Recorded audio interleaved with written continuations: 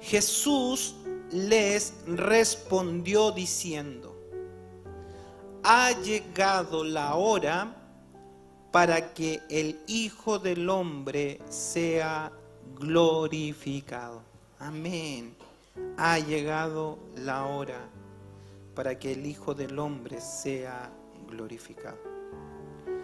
Hemos avanzado en esta serie y hemos sido enriquecidos semana a semana a través de las preciosas enseñanzas que nos deja el apóstol Juan en este evangelio. Desde el capítulo 12 en adelante va a comenzar la última semana del ministerio de nuestro Señor Jesucristo. O sea, la mitad del evangelio va a tratar solo la última semana del ministerio. Y notemos que Juan usa una palabra para referirse a lo más importante desde la perspectiva teológica del ministerio del Señor Jesucristo. Y lo más importante no fue sanar la vista del ciego, no fue dar la vuelta a caminar del paralítico, no fue la resurrección de los muertos. Lo más importante es lo que va a acontecer de aquí en adelante cuando el Hijo de Dios, Jesucristo, va a ser glorificado. Ahora, la palabra glorificado en el Evangelio de Juan no se refiere solamente al momento de la glorificación, es donde está la entronización de Cristo en la gloria. Todos los evangelistas, las cartas también se van refiriendo a la glorificación de Cristo, pero cuando Él entra al trono del Señor. Pero particularmente en el Evangelio de Juan se refiere a la glorificación al momento donde Él va a vencer al diablo, cuando Él llega a la cruz del Calvario. Entonces entiéndase dentro del Evangelio de Juan la glorificación como la crucifixión del Señor. Por eso que dice el texto que hemos leído: ha llegado la hora para que el Hijo del Hombre sea glorificado. Entonces, ¿qué está diciendo? Ha llegado la hora en que el Hijo del Hombre sea crucificado.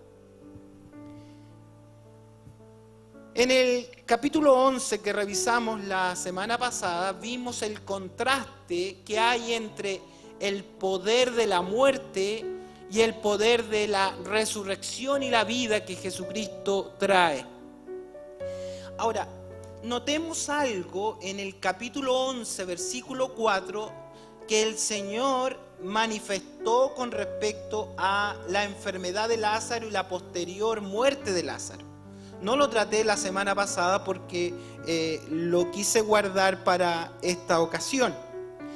Jesús anuncia en el capítulo 11, versículo 4, que el episodio de la muerte y resurrección de Jesucristo iba a ser la entrada a la fase final del ministerio terrenal del Señor Jesucristo. Le avisan a Jesús que Lázaro, su amigo, está enfermo. Fíjese lo que dice el 11:4, si lo tiene en su Biblia. Jesús dijo: esta enfermedad no es para muerte. A ver, pero si se murió Lázaro, Jesús está diciendo no es para muerte. ¿Para qué es la enfermedad entonces? Sino para la gloria de Dios, para que el Hijo de Dios sea glorificado por ella.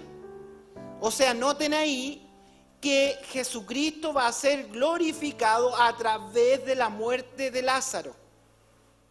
Ahora, ¿cómo es esto? Si vamos entendiendo la palabra del Señor, Jesús va a ser glorificado, y cuando habla en Juan de glorificado es que va a ir a la cruz. Entonces, ¿cómo es esto que dice que la enfermedad de Lázaro va a provocar que el Hijo de Dios sea glorificado? Y nosotros nos quedamos pegados en Juan capítulo 11, cuando Jesús resucita a Lázaro, y decimos, claro, fue glorificado porque todos le dieron la gloria al Señor. Pero no es eso lo que está diciendo el texto. Está diciendo que este milagro va a ser la gota que va a rebasar el vaso para el complot en contra del Señor. Porque a través de la resurrección de Lázaro, muchos judíos creyeron en el Señor.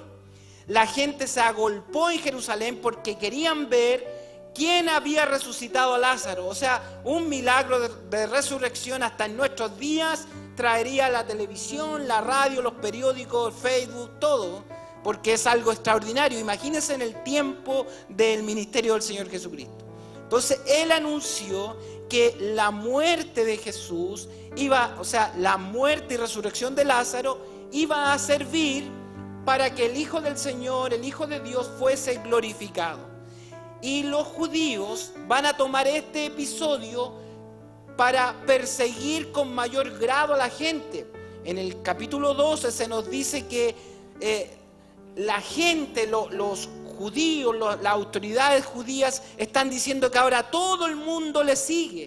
Están muy preocupados por eso. ¿Por qué todo el mundo está siguiendo a Jesús? Porque Él resucitó a Lázaro. Ahí sí. Bien. Ahora, durante todos estos capítulos que hemos ido viendo, intentaron muchas veces de tomar detenido al Señor, de perseguirlo, de poner la mano encima sobre Él y de intentar desviar el propósito divino que trae el ministerio del Señor Jesucristo. Lo intentaron muchas veces, a lo cual el propio Juan nos dice que no había llegado la hora aún. No era el tiempo. Si ustedes siguen conmigo, Jesús dijo en el capítulo 11, versículo 9, dice, ¿no tiene el día 12 horas? También eso era del capítulo pasado, pero que es muy importante tomarlo ahora en este sermón. La hora ha llegado. Note, dice Jesús, ¿no tiene el día 12 horas? El que anda de día no tropieza porque ve la luz en este mundo. Pero el que anda de noche tropieza porque no hay luz en él. ¿Qué está diciendo? Que el ministerio del Señor Jesucristo simbólicamente tiene 12 horas. Tiene un tiempo delimitado. El tiempo de la redención, de la salvación, es un tiempo acotado y la luz ha venido al mundo. Y el Señor dijo, vienen las tinieblas. Entonces, mientras estamos de día, tengo que hacer las obras de mi Padre. ¿Por qué? Porque Jesús va a llegar a la cruz y en la cruz, cuando Él muere, entran las tinieblas y Satanás piensa que ha ganado la batalla. Pero Jesucristo ha proclamado en el capítulo 11, yo soy la resurrección y la vida. El día tiene 12 horas y había un tiempo determinado para cuando el Señor iba a llegar a la cruz. No antes, no después.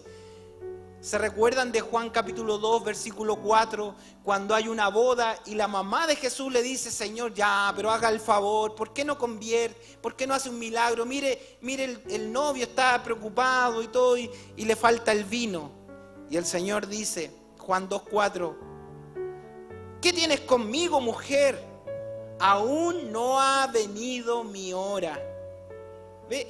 Si usted va revisando el Evangelio de Juan, se va a dar cuenta que siempre Juan está hablando de que no ha llegado la hora todavía. Avanzamos al capítulo 7, el versículo 5 y 6. Los hermanos de Jesús no creían en Él tampoco. Los que crecieron con Él no creían en Él. Entonces algunos decían, pero ¿cómo tus hermanos no creen? Jesús dijo, mi tiempo aún no ha llegado. Mas vuestro tiempo siempre está presto. ¿Qué está diciendo? No ha llegado mi tiempo aún, pero en algún momento llegará el tiempo cuando ellos vendrán a la fe. ¿Ve? Porque no ha llegado el tiempo.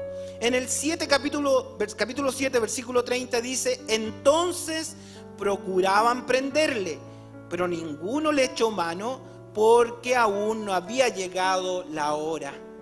Todavía no era el tiempo. En el capítulo 8, versículo 20 dice, estas palabras habló Jesús en el lugar de las ofrendas, enseñando en el templo, y nadie le pudo prender porque aún no había llegado la hora. ¿Qué hora no había llegado? La hora en que el Hijo del Hombre ha de ser glorificado, ha de llegar a la cruz. Y cuando leemos en Juan capítulo 12, versículo 23, dice: Jesús les respondió: ha llegado la hora para que el Hijo del Hombre sea glorificado. Entonces, aquí apuntó todo el Evangelio de Juan, desde el capítulo 1 hasta ahora, que va a comenzar el final, la segunda parte y final, obviamente, del ministerio del Señor. Todo el Evangelio de Juan no está hablando de milagros, no está hablando de la adúltera, no está hablando de que Jesús habló, aunque sí lo habla, ¿verdad? Pero ¿qué sentido tenían todos esos 7 milagros que usó Juan como testimonio, como señales? ¿Qué está hablando? De que apuntan a la hora que había de venir, la hora. O sea, el Evangelio de Juan apunta que la hora en que el Hijo del Hombre ha de ser glorificado ha llegado. Entonces, ¿por qué le hago todo este preámbulo? Para que sepamos que este capítulo 12 es medular de todo el Evangelio de Juan. Es aquí donde él anuncia: la hora ha llegado, el momento ha llegado. Ahora, este capítulo 12 podríamos tratarlo en 3 sermones separados, pero quiero tratarlo uno solo, viendo cómo es el programa en esta bendita hora que ha llegado, cómo se produce la salvación. Algunos especialistas nos dicen que si tuviéramos solo el capítulo 12 de Juan, nos bastaría para comprender todo el programa de la redención. ¿Por qué? Porque lo vamos a dividir en 3 partes y voy a hacer mi mejor esfuerzo para terminar en tiempo y forma, pero vamos a encontrar a Jesús en 3 lugares y la hora ha llegado, y comienza en el versículo 1. Fíjese, Juan capítulo 12, versículo 1, dice: 6 días antes de la Pascua. Entonces todo lo que viene después va a referirse a esos 6 días. ¿Qué pasó en esos 6 días antes de la Pascua? ¿Por qué es importante situar la Pascua? Porque nuestro Señor Jesucristo fue crucificado en la Pascua. Es el Cordero de Dios que ha de ser crucificado en la Pascua. Es el Cordero que viene a quitar el pecado del mundo. Entonces vamos a encontrar y a situarnos en estos 6 días a Jesús en diferentes lugares. Y el capítulo 12 nos habla de 3 lugares particularmente. Primero, en Betania, Jesús ante sus amigos, él anuncia la muerte. Es anunciada la muerte. Por fin, dentro de todo Juan, llega el momento en que Juan nos expone en su palabra que la hora ha llegado en que Jesús anuncia que va a morir. Después avanzamos al día domingo, que se le conoce como el Domingo de Ramos. Está en las puertas de Jerusalén y es anunciada la redención a los judíos. En Betania es anunciada la muerte a sus amigos. En Jerusalén, en las puertas de Jerusalén, es anunciada la redención que ha de proveer el Salvador. Y después vamos a encontrar más avanzado en el templo, otro día de la semana, que hay unos gentiles que quieren ver a Jesús, y a estos gentiles les es anunciada la resurrección. Entonces tenemos la muerte, tenemos la redención y tenemos cuando Jesús ha de resucitar, la resurrección. Todo eso nos habla el capítulo 12. Así que si ustedes tienen tiempo hasta las 3 lo explayamos ampliamente. Pero como sé que no tienen tiempo y las medidas de seguridad dicen que podemos estar hasta la 1 acá, voy a ser breve y ir conciso con este sermón. Bueno, en Betania. Betania está muy cerca de Jerusalén. Y el contexto es que Jesús resucitó a Lázaro. Han pasado algunos días y ahora en la casa de Lázaro, de Marta, de María, los 3 hermanos han preparado una cena para el Señor en esta última semana. Y ellos están en la cena y fíjese cómo lo relata Juan, mejor que lo diga el propio Juan, porque aquí veo algo que estremece cuando usted lo empieza a leer con detenimiento, se va a dar cuenta que el Señor ha provocado este último momento para ir. Es la última vez que va a estar en la casa de sus amigos. Es el momento de las despedidas. Es un sábado. Está con ellos. Le preparan una mesa. Dice, mire cómo lo pronuncia Juan. Dice, 6 días antes de la Pascua, estoy leyendo del 1 al 3. 6 días antes de la Pascua, vino Jesús a Betania, donde estaba Lázaro, el que había estado muerto y a quien había resucitado de los muertos, y le hicieron allí una cena. Y esta figura es hermoso, lo vamos a tratar en otra ocasión, pero esta es la figura de la iglesia, que unos sirven, unos dan testimonio, otros adoran, y todos hacen el cuerpo de Cristo. No es que Marta fuera menos espiritual, no, porque también se necesitan las Martas, también se necesitan las Marías, también se necesitan los Lázaros. Todos son los amigos de Jesús y Jesús los ama a todos. Esa es la obra del Señor. Pero bueno, ese es un sermón para otro día. Y le hicieron allí una cena. Marta servía, Lázaro era uno de los que estaba sentado a la mesa con él. Y fíjese el verso 3. Entonces María tomó una libra de perfume. Una libra de perfume de nardo puro es el trabajo de un año de un jornal. Imagínense lo que valía.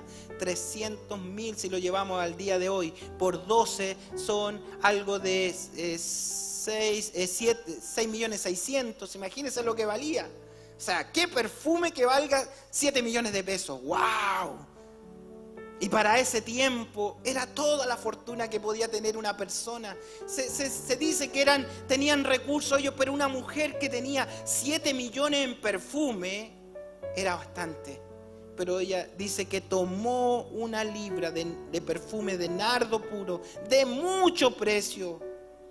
Se acercó al Señor ese día y ungió los pies de Jesús. Los enjugó con sus cabellos. Y la casa se llenó de perfume. Qué maravillosa adoración.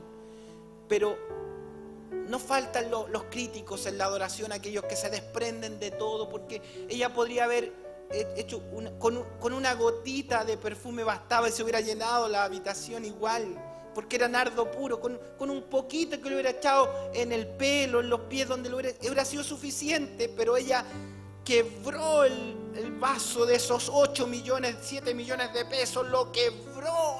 ¡Ay! Y lo puso en adoración al Señor. Inexplicablemente lo dio todo, lo entregó todo. Pero ella sabía algo que sus hermanos no entendían. Ni siquiera Judas, que está ahí, que la critica, entendía. Porque Judas era hijo del diablo, nos dice más adelante la palabra. Pero ella lo dio todo, y lo dio porque Dios había preparado el corazón de María desde mucho tiempo, porque ella iba a profetizar algo. Ella fue la que veló en nuestra cultura al Señor antes que muriera. Miren, hago un paréntesis. Yo siempre pienso, ¿por qué le decimos tantas cosas lindas a la gente cuando se muere? Si no pueden escuchar. Y nos tiramos al cajón y lloramos. Le prendemos velita y todo. ¡Oh, tanto que gloria! Era tan bueno! Y cuando estaba vivo ni siquiera lo saludamos. En la iglesia el hermano no lo consideramos para nada. Pero ahora que se murió, el mejor hermano, el más fiel, ahora. Entonces lo que hacían ellos era, cuando se morían, los envolvían en sudario y le echaban perfume. Pero ella no soportó. María dijo, yo no quiero eso, no quiero ver al Señor muerto. Yo quiero hacerlo ahora. Y ella viene y profetiza antes de tiempo. Faltan solo días, ella lo está velando antes de su muerte. Falta una semana para que muera y ella lo está velando en vida. ¿Y quién le reveló eso? El Señor. Y todos la critican. Y entonces Jesús dijo, versículo 7, déjala que lo haga. Para el día de mi sepultura ha guardado esto. Imagínese usted, si con una gota de nardo puro hubiera perfumado a una persona por días, imagínese lo que hace un frasco completo. Esa semana fue muy especial porque venía la semana del dolor del Señor, de su muerte. Iba a pasar por Getsemaní, iba a orar esa semana, iba a estar angustiado, se iba a estremecer de espíritu, lo iban a golpear. ¿Y sabe qué aroma sentía el Señor? Esa semana que lo golpeaban, esa semana que lo latigaban, esa semana que estaba solo, esa semana que oró en Getsemaní, esa semana que fue a la cruz, adivine qué aroma sentía. Lo habían perfumado antes de morir para su muerte. El Señor en medio de su dolor sintió el aroma de María que había echado sobre sus pies, el perfume de nardo puro. Y vamos a notar cómo es el contraste entre la muerte de Lázaro en el capítulo 11 con la imagen de la muerte de Jesús, la muerte de Lázaro. Y es de ya. El capítulo 11 es un capítulo de mal olor, porque habla de la condición del hombre sin Dios. Y es de ya, es de 4 días. Fíjese en el capítulo 12 cómo se relaciona la muerte con aroma sagrado. Cómo perfuma la muerte el Señor con la adoración de los que van a recibir el amor del cielo. Porque el Señor va a morir en la cruz por amor. Porque de tal manera amó Dios al mundo que nos ha dado a su Hijo unigénito. Entonces esa adoración de la muerte del Señor es el perfume de los hijos del Señor. Ella lo entregó todo. Hizo que se llenara toda la casa con ese perfume grato. Y es anunciada a través de ese acto la muerte del Señor. Lo segundo que vemos en este capítulo es que se va a mostrar la redención a los israelitas. Pero tenía que ver este acto de adoración. Tenía que haber este acto que era un olor grato que va a llenar toda una habitación. Y yo les quiero preguntar, ¿qué llena la habitación de su corazón frente al Señor? ¿Qué llena su corazón? Fíjese que ella invirtió todos los recursos, invirtió todo lo que tenía, no un poquito de lo que tenía, no, es un corazón derramado ante el Señor. Dice Romanos 12:1, así que hermano, os ruego por las misericordias de Dios, que presenten ustedes ahora vuestros cuerpos en sacrificio vivo, santo, agradable a Dios, que es vuestro culto racional. Dice Efesios 5:1-2, sed imitadores de Dios como hijos amados, andad en amor como también Cristo nos amó, se entregó a sí mismo por nosotros. ¿Cómo se entregó? Como ofrenda y sacrificio a Dios de olor fragante. La adoración que debe haber en nosotros por la muerte del Señor. La muerte del Señor no es un dato biográfico. La muerte del Señor es la vida para nosotros, la vida. Pasa al otro día después de tener este perfume en su vida y se va a Jerusalén. Recuerde que muchos le decían, no vayas. Tomás, que le decían el Dídimo o el gemelo, Tomás se parecía al Señor y Tomás tenía mucho temor de morir porque dijo, bueno, a mí me van a confundir con el Señor, eran muy parecidos. Por eso el Dídimo, gemelo. Entonces le decían el gemelo, no como los gemelos que tenemos acá en la iglesia. Este era el Dídimo. Entonces él decía, Señor, vamos a morir allá. Y el Señor dice, esta hora ha llegado, es el momento, tengo que hacerlo. Lo trataron de retener, pero no, él va con el objetivo porque va a ser glorificado en ese acto. Fíjese lo que dice el versículo 12, el 15, cómo es anunciada la redención a los israelitas. El día siguiente dice, grandes multitudes que habían venido a la fiesta de Pascua, al oír que Jesús venía a Jerusalén, tomaron ramas de palmera y salieron a recibirle y clamaban, Hosana, Hosana, bendito el que viene en el nombre del Señor, el Rey de Israel. Y el versículo 14 nos declara, y halló Jesús un asnillo y montó sobre él, como está escrito, no temas, hija de Sión, he aquí tu rey viene, montado sobre un pollino de asna. Los israelitas, ellos han estado pidiendo señales, quieren ver señales, le dicen, muéstranos señales para saber que tú eres. Y acá hay una gran señal y ellos no son capaces de comprender.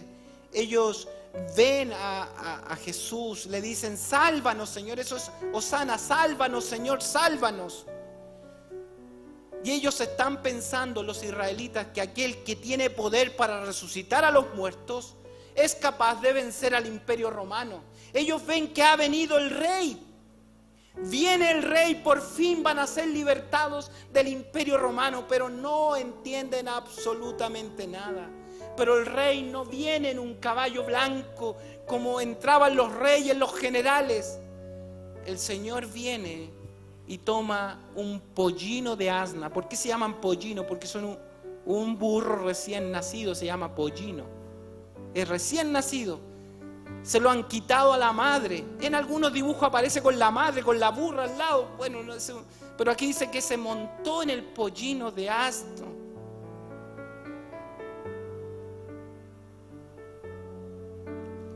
Es extraña la imagen, ¿no? Y ellos no logran comprender esto. Pero no se dan cuenta que el rey ha venido, pero ha venido en forma de cordero. Tal como lo presenta Juan en el capítulo 1, el Cordero de Dios que quita el pecado del mundo ha venido. Y viene, pero el Cordero viene montado sobre un pollino, sobre un burrito. Y ahí es donde ellos no entienden nada. No es el rey que esperan. ¿Por qué? Porque 4 días después, o 5 días después van a decir: crucifícale. Los mismos que le dicen: sálvanos, Señor, en 4 días más le van a decir: crucifícalo. No entendieron la señal. Pero Él viene entrando en un pollino. El asno los está representando a ellos mismos. El asno, el burro, es el pueblo de Israel. En toda la Escritura habla de Israel, Dios de Israel, como un asno. ¿Por qué un asno? Porque le falta entendimiento. Mire, dice Isaías 1, 2 al 4: oí cielo y escucha tu tierra, porque habla el Señor Jehová. Crié hijos, refiriéndose a Israel, los engrandecí y ellos se rebelaron contra mí. Dice: el buey conoce su dueño, el asno el pesebre de su señor. Israel no entiende, mi pueblo no tiene conocimiento. Aquí es peor que asno, porque el asno por lo menos conoce el pesebre. Dice: este pueblo no tiene conocimiento. Oh gente pecadora, dice Dios, cargado de maldad, generación de maligno, hijos depravados, dejaron a Jehová.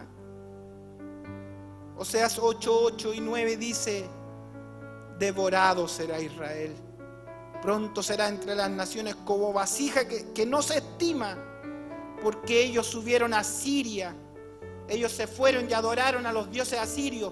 Dice: como asno montés, o sea, son como asno montés. Oseas 4:6 dice: mi pueblo fue destruido porque le faltó conocimiento.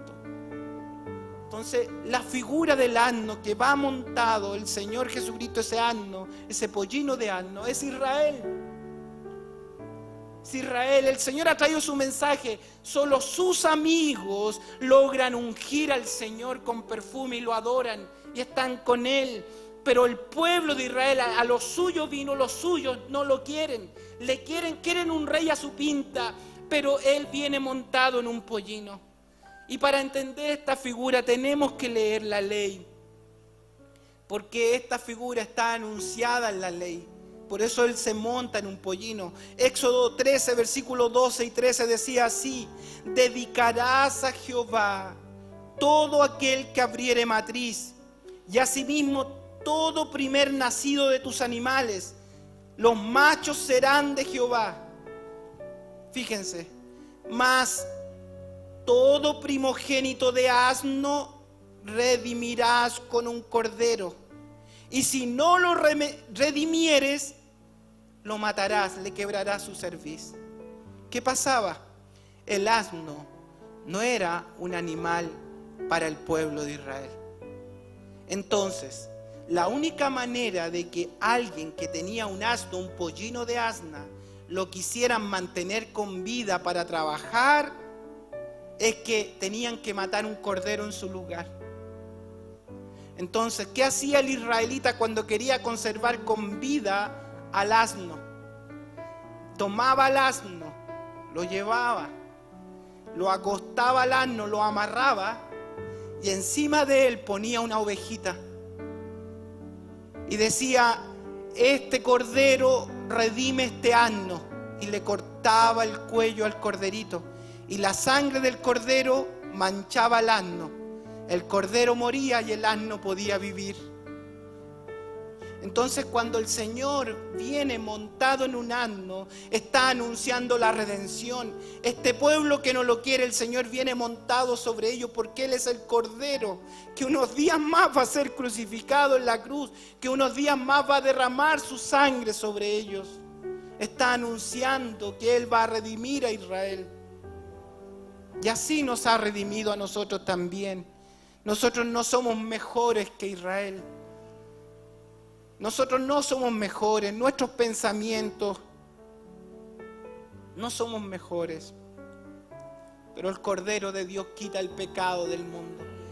Él ha tomado nuestro lugar y su sangre nos ha cubierto y somos sus hijos. Entonces este capítulo 12 de Juan nos anuncia también la redención.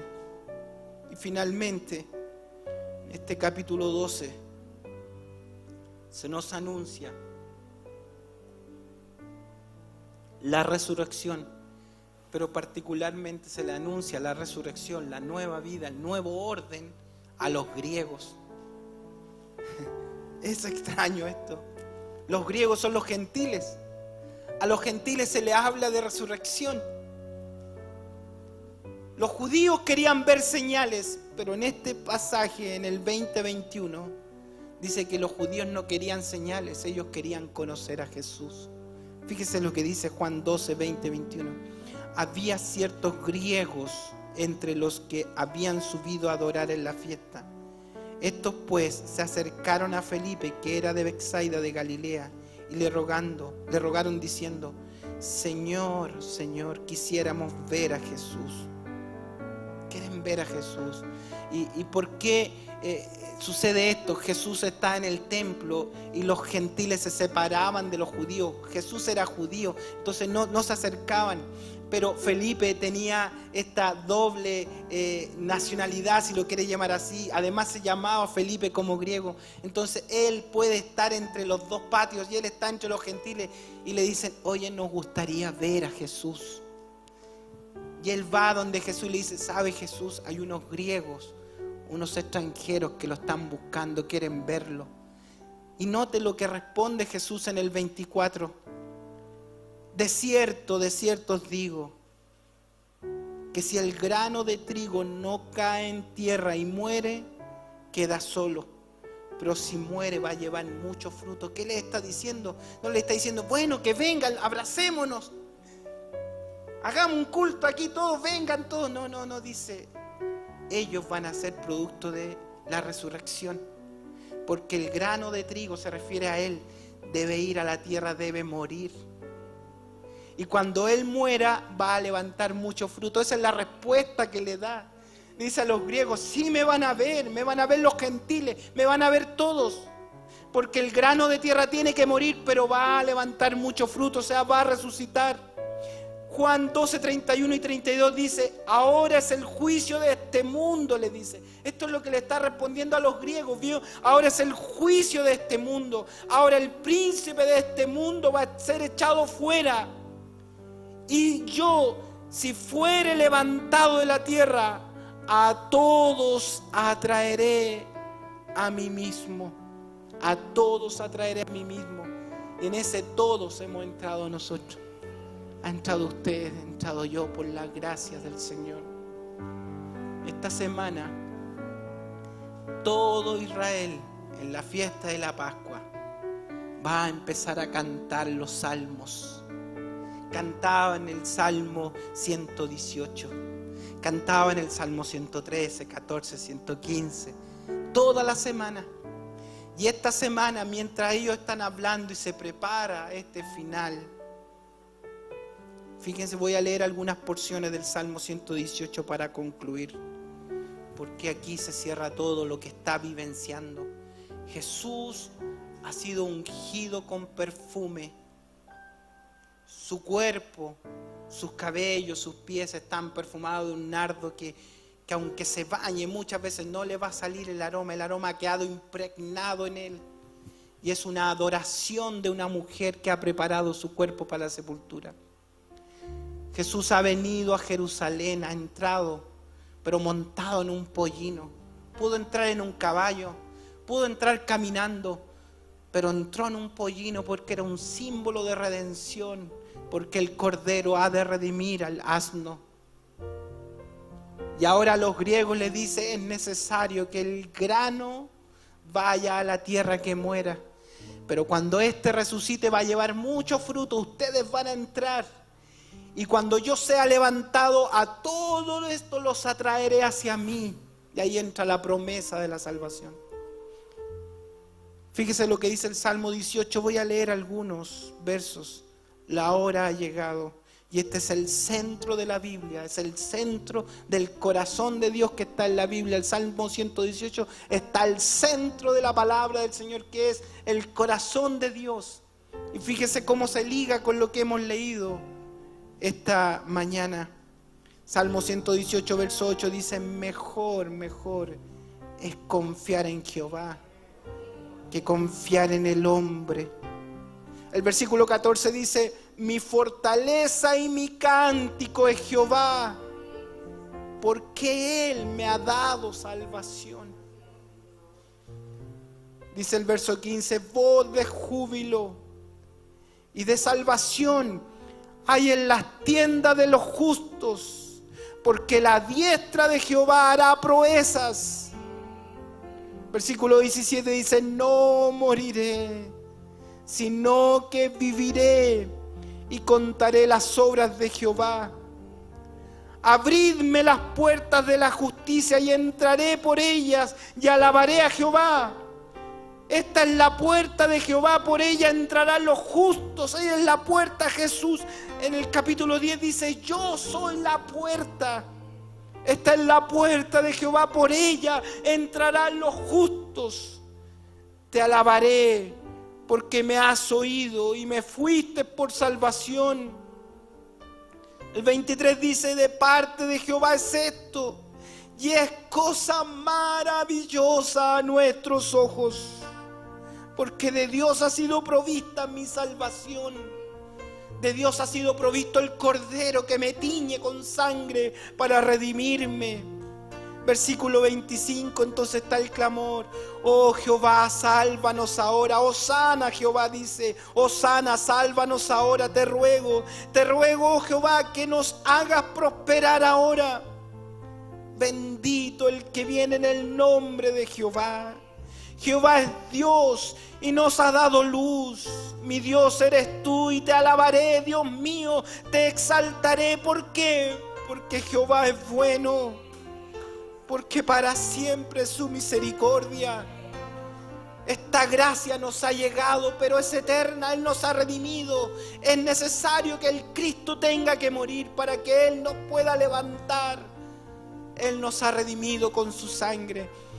En todo este capítulo 12 no hay ninguna obra humana.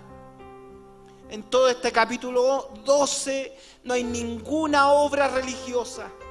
En todo este capítulo 12 hay pura gracia derramada, pura gracia que ha venido a los corazones. Y esta mañana estamos aquí y la misma gracia sigue fluyendo para nosotros. Jesús ha provisto salvación. Jesús ha provisto redención. Jesús proveerá también la eternidad. Esta mañana yo le invito a que deposite toda su confianza. Miren, a veces nos faltan los recursos materiales y en eso pensamos. A veces el diagnóstico no es muy bueno y eso nos tiene psicoseados día y noche. No podemos dormir. Nuestros deseos de este mundo. Pero esta mañana yo quiero invitarte a que seas como María y quebres todo pensamiento, quebra tu corazón y derrama todas tus ansiedades sobre Él. Que Él se impregne del perfume de tu adoración, que Él se impregne de tu adoración, que Él se impregne de ti.